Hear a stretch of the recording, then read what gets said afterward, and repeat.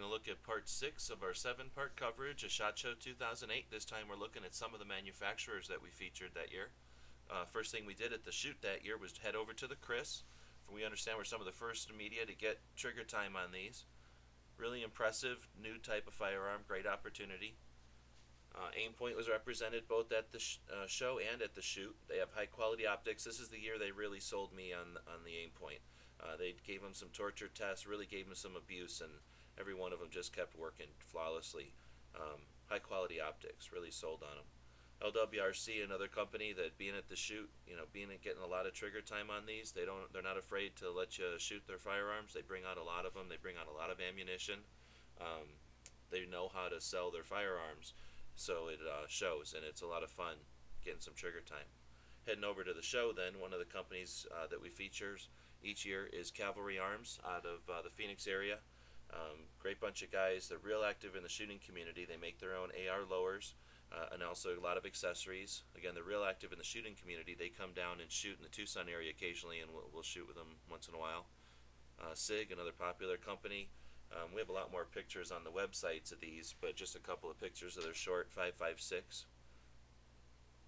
MGI is another company. This is the first time we saw their firearm. It's a modular AR lower with a quick change barrel system, so it allows you to use all these different types of magazines and different calibers, and with just a quick barrel swap and that modular front of the receiver allows you to change calibers real easily. Pretty ingenious, pretty neat stuff. Russian American Arms, the importer of the Segas. They always have a bunch of interesting firearms, so we cover them each year. Again, we have a lot more pictures on the website. Now, Century, we have a bunch of photos here. They're known for their Wasser 10 for sure, but they definitely bring in a lot of varieties of the AK. And seeing them all at their display is really impressive. They let you get in there and get hands-on each of the different versions. Well-made stuff for the most part, really. It's neat to see a company that brings in so much variety.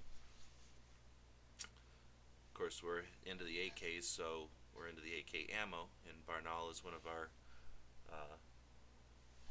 companies that we like to feature each year.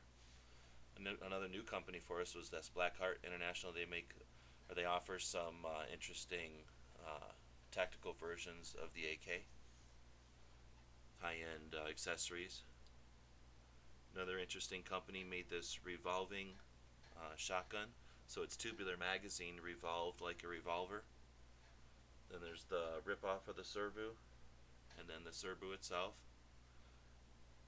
CAA, they had some interesting stuff come out that year, accessories for the AR. TSSI, a company that makes quite a bit of different military and emergency gear. They had an optic in 2008, and we were invited to a second shoot to go out and test that optic. And it's the corner shot. It allows you to shoot around or over, keeping yourself out of the harm's way, but getting your rifle out there around a corner. It's hard to demonstrate without looking at some of the close-up pics, but we've got a bunch of pictures on the website that does demonstrate. It's really ingenious device. I think it's going to save a lot of people's lives and just prevent injuries. Of course, Magpul brought out their FMG9, the Folding Machine Gun 9, which is a little Glock 18 type pistol, I guess, firearm in a folding unit. This is when they first were debuting the rifles that would become the SCAR. A lot of new stuff from Magpul that year. They were a real popular booth. And there's some stills of that FMG9. Had a laser. He's in a guide rod laser. Had a laser light at the top there. And they came out with their polymer sights. Some rail panels. Of course, magazines, Ranger plates for the PMags. Real good year for Magpul that year. The MOE handguards. A lot of these things were still in the fabrication. You know, they're models. They weren't even actual production yet. VLTOR is another Arizona company. Actually, they're from Tucson, and they had their Fortis pistol, which would later become the Bren 10. Of course, their AK-47 accessories as well as their AR accessories, their semi-auto and full auto PKM receiver. Arsenal and KVAR are represented both at the show and at the shoot.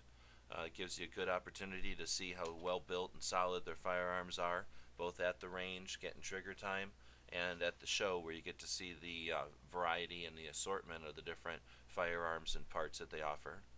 So we have a lot more pictures on the actual website. Feel free to take a look and give us some feedback. Let us know what you want to see in 2010.